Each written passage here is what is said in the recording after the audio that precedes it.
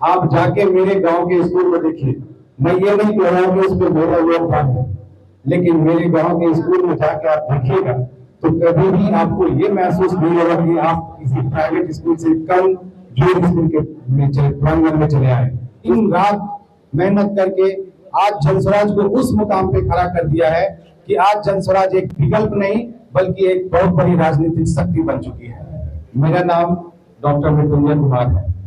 सबसे पहले मैं जनस्वराज परिवार प्रशांत किशोर जी का हृदय से आभार व्यक्त करता हूँ कि उन्होंने मुझ पर विश्वास करते हुए चिड़ियाघर विधानसभा का प्रत्याशी बनाया है। पावर की समस्याएं हैं। मैं आज जमंगला गढ़ गया था पूजा करने के लिए। विश्वास नहीं कीजिएगा कि मैं बचपन में जाया करता था। वहां के मंदिर में थोड़ी सी बदलाव आई है, लोगों की आस्था इतनी भरी हुई है, उसके बावजूद भी कांवड़ जैसा विशाल क्षेत्र जिसमें कि विकास होनी चाहिए, इतनी बड़ी झील और इतनी अच्छी पानी से भरा हुआ झील शायद ही किसी ने प्रकृति ने किसी को दिया हो। लेकिन ये हमारा दुर्भाग्य है कि प्रकृति की दी हुई इस अनुपम भेंट को आज तक हमें विकास करने की बात तक नहीं की काम किए और आज उस काम का फल स्वरूप जो नतीजा निकल करके आया है वो हमारे बड़े भाई डॉक्टर मृत्युंजय कुमार जी के रूप में आया है। हम इसको सौभाग्य स्वीकार करते हैं और हम तमाम लोग से आग्रह करते हैं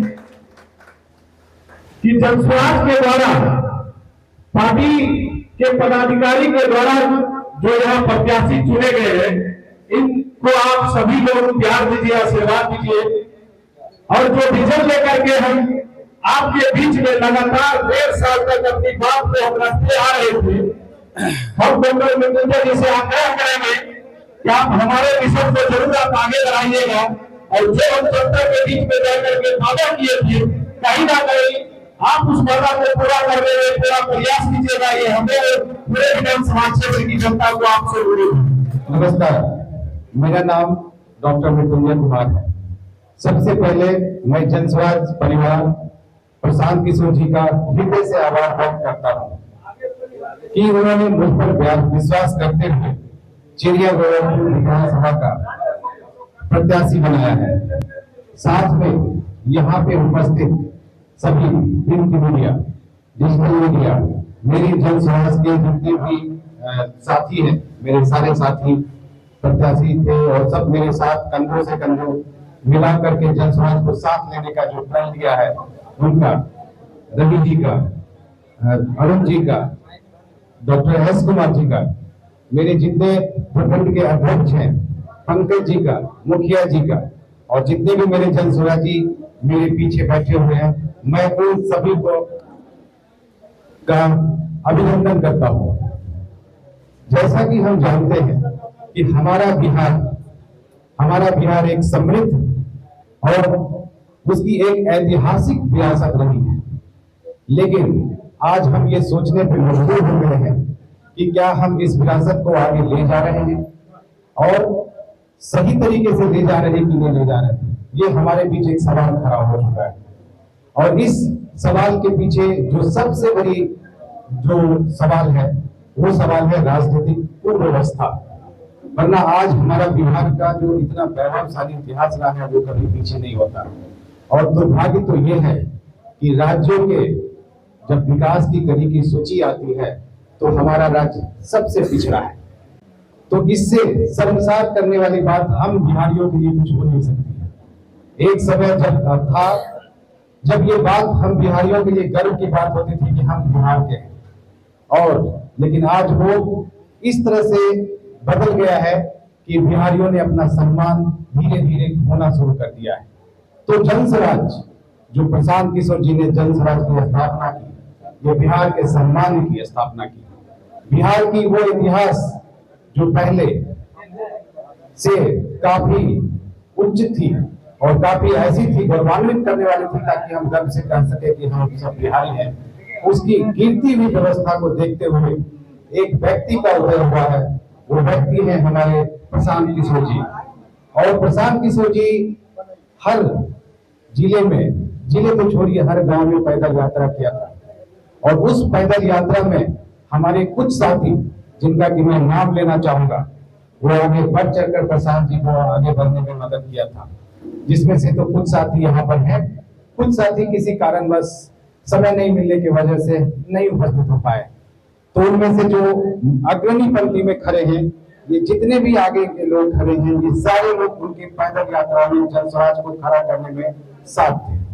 मेरे पीछे जितने भी बहनें खड़ी हैं, बहनें बैठी हुई हैं, मेरे अध्यक्ष बैठे हुए हैं, जन स्वराज का एक एक कार्यकर्ता अपने खून से, पसीने से जन स्वराज को यहाँ तक खड़ा किया है प्रशांत जी के पैदल यात्रा से। तो उस यात्रा में यहाँ पे उपस्थित जितने भी हमारे जन स्वराजी साथी हैं, उन्होंने उनका पग पग कर साथ दिया।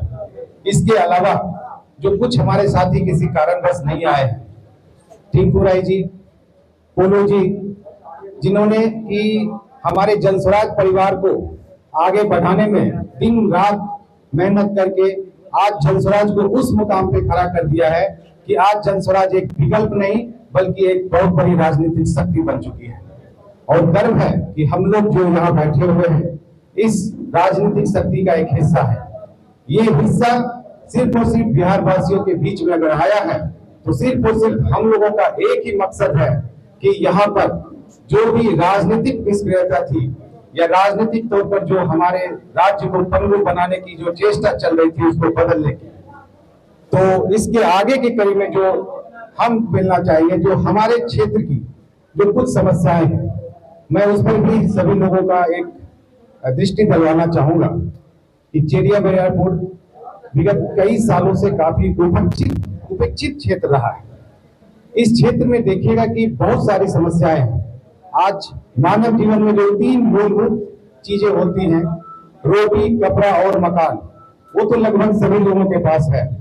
लेकिन एक चीज जो उसके आगे से होना चाहिए, जो आदमी के व्यक्ति के जीवन स्तर को बढ़ा सकता है, वो है शिक्षा, दूसरी है स्वास्थ्य और तीसरा है कि जन संकल्प, जो जन स्वराज ने हम सबको दिलाया है उसके पास संकल्प।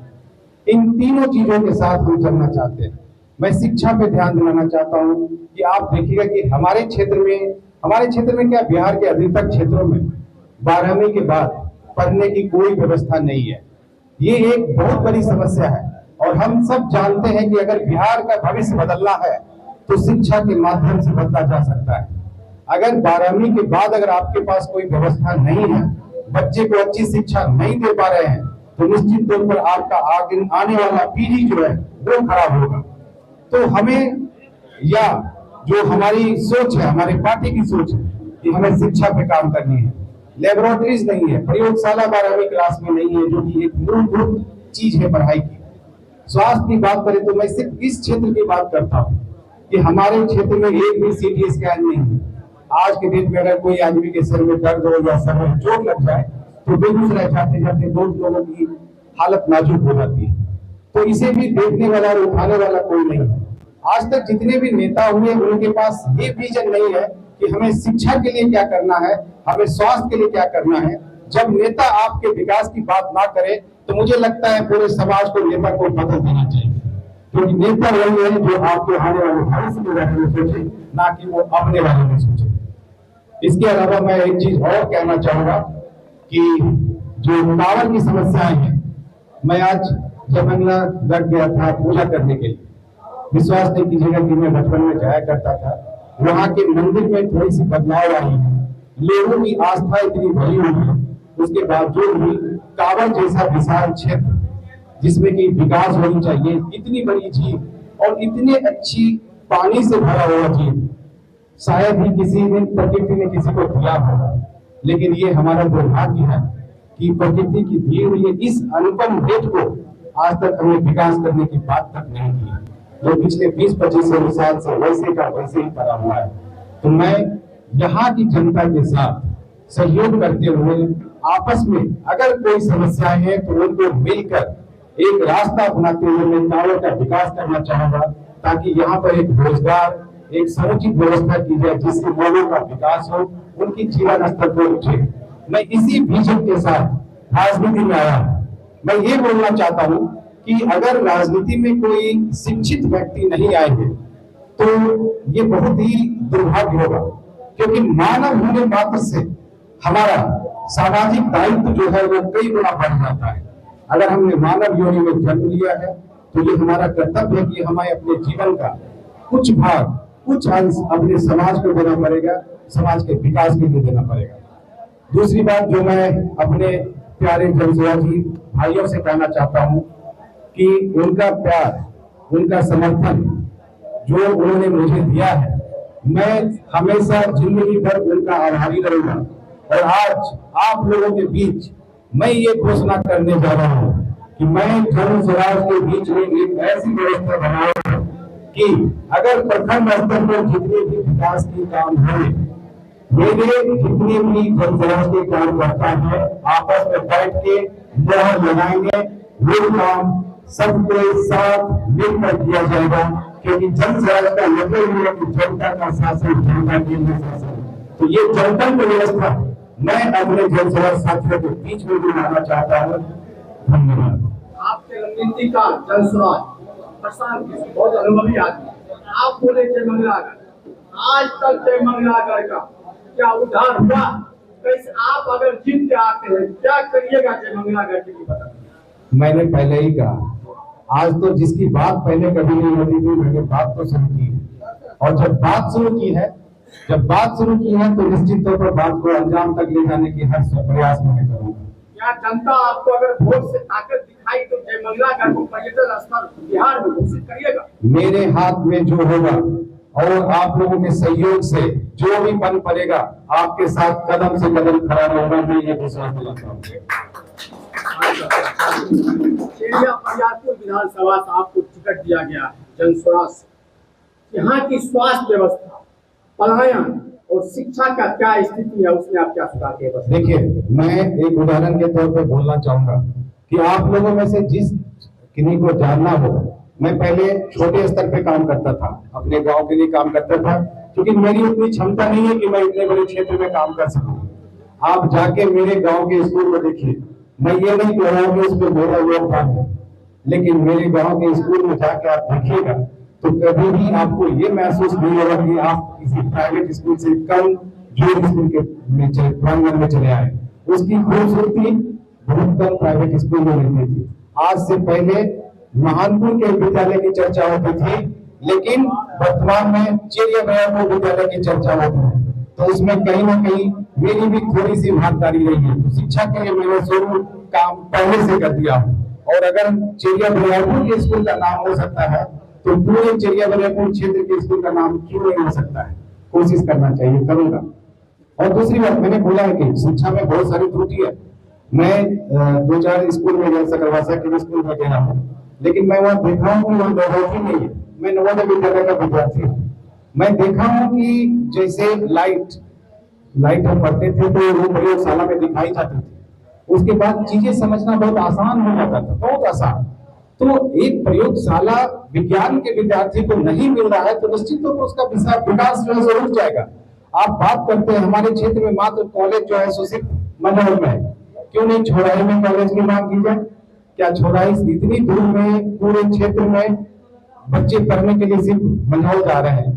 तो बहुत ज्यादा लोग नहीं जा पा सकते हैं और बहुत ज्यादा सीटें नहीं है कि वो सारे लोग को वहां पढ़ा सके अच्छी शिक्षा के लिए। तो मैं चाहता हूं कि एक कॉलेज की भी व्यवस्था हो, इसके लिए भी मैं लड़ाई करूंगा, क्योंकि शिक्षा का शुरुआत करना वहीं से है। क्योंकि कॉलेज बनेंगे, शिक्षा का वातावरण होगा, तभी हम लोग का विकास होगा। जल निकासी पर क्या कहते हैं? बरियारपुर विधानसभा क्षेत्र में सबसे बड़ी समस्या है बरसों से जल निकासी, वहाँ जल जमाव है और जल निकासी अभी आवश्यक। देखिए, मैंने ये देखा था, मैं विगत कुछ जगह पर जल जमाव का समस्या का देख रहा हूँ, और जल जमाव जो है एक बहुत बड़ी समस्या है और उस समस्या का समाधान तुरंत निकाला नहीं जा सकता, एक प्लानिंग के थ्रू निकाला जा सकता है।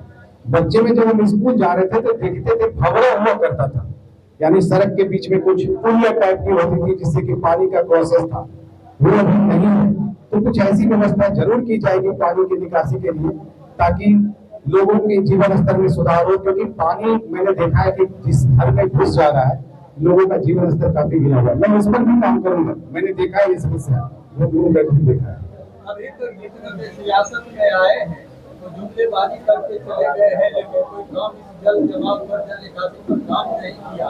आप पर कैसे उम्मीद किया जाए, बताइए। क्योंकि आपने अभी तक यही देखा है कि लोग वादा करते हैं और चले जाते हैं। इससे पहले प्रशांत किशोर जी राजनीतिक इतिहास में पैदा नहीं हुए थे। उन्होंने पहले जो कहा वो करके दिखाया, और विश्वास कीजिए कि उन्होंने जो अपनी सूची निकाली है, जितने भी प्रतिभागी का सूची निकाले हैं, आप गौर करके देखिएगा, वो लोग अपने अपने क्षेत्र में महारत हासिल किए हुए हैं। तो उन्होंने जो कहा वो किया, और हम शिक्षित लोग आपके समाज के बीच में यही आए हैं कहने के लिए कि हम जो कहेंगे वो करेंगे। क्या लगता है इस बार आपके क्रिकेट टक्कर में या आपकी स्थिति कैसी है? देखिए, मैं टक्कर में नहीं हूँ, बल्कि मैं या मेरी पार्टी वो व्यवस्था परिवर्तन के लिए निकली है, और व्यवस्था परिवर्तन के खिलाफ हमारी लड़ाई है, किसी और से मेरी कोई लड़ाई नहीं है। डॉक्टर से नेता बनने की इस यात्रा में सबसे बड़ा बदलाव क्या महसूस कर रहे हैं? डॉक्टर से नेता बनने में तो सच मानो तो बहुत मैंने काफी मेहनत की है, और मैं थोड़ा सा बताना चाहूंगा आपका दिनचर्या। इससे पहले मैं काफी अच्छी लाइफ जी रहा था, लेकिन जब नेता बना तो पता चला कि जीवन में कितना संघर्ष है, और सही में मैंने संघर्ष किया है। विगत 3-4 महीने से मैं सुबह 6 बजे उठता हूँ, रात को 12 बजे सोता हूँ। इस बीच में सुबह में क्षेत्र में मैं दौरा करता था, फिर पेशेंट्स को देखता हूँ, और रोगी भी जी इस क्षेत्र से मेरे पास जब से मेरा नाम आया है, अब कुछ ज्यादा ही रोगी आने लगे हैं, तो मेरी जिम्मेदारी और भर्ती जा रही है, और ये टफ कॉल है, लेकिन मैं उसके लिए लड़ने को तैयार हूँ। जनता आपको इसके ऊपर दे एक संदेश जनता का मैं विश्वास इसलिए हासिल करना चाहता हूं कि मैं जो बातें कर रहा हूं, मैं जो चीज करने जा रहा हूं, या मेरे जो पार्टी करने जा रही है, मेरी पार्टी जो बोलती है, वो आज तक किसी ने बोला नहीं है, आज तक किसी ने करने की कोशिश नहीं की है। मैं अपनी बात इसलिए नहीं करना चाहता हूं कि ये कुछ व्यक्तिगत बातें हो जाए, लेकिन मैं प्रशांत जी की बात करना चाहता हूं, और शायद कुछ मिलती जुलती कहानी हमारी भी। प्रशांत जी की जिंदगी थी, मुझे लगता है कि काफी लग्जरियस लाइफ लीड करते थे, मतलब वैभवशाली जिंदगी थी, पैसे थे, सब कुछ थे, लेकिन उसके बावजूद भी उन्होंने एक जुनून पाला अपने अंदर कि बिहार को बदलना है, इस व्यवस्था को बदलना है। तो एक आदमी जब वहां से इतना त्याग कर सकता है, तो उन्हीं के त्याग से प्रेरित होकर कहीं ना कहीं मैं भी इस क्षेत्र में आया हूँ।